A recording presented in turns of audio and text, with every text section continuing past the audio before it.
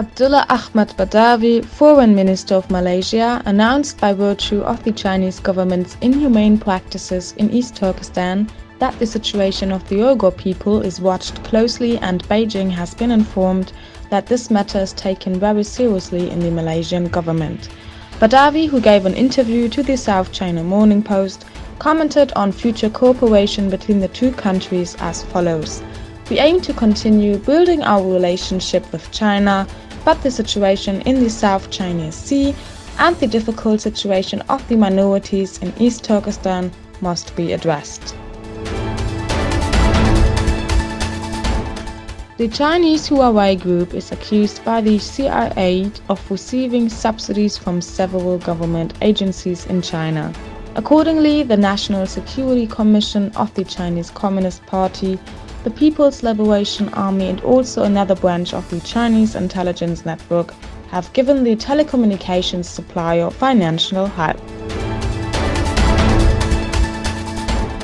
Chinese Foreign Ministry spokesman Geng Shuang announced that the Chinese government will continue to work with Iran despite US sanctions. In addition, they aspire to protect the rights of Iranian companies and their contribution to the international market.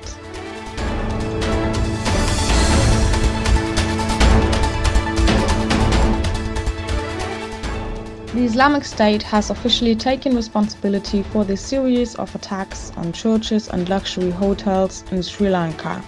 The Sri Lankan government sees in the scale of the attacks a clear indication of support for the terrorists from abroad. Sudanese protesters have opposed subsidizing $3 billion from Saudi Arabia and the United Arab Emirates.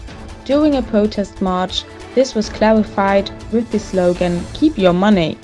The news channel Al Jazeera reports of critics who recognized in subsidizing the intention of increasing the influence of the two countries on Sudan.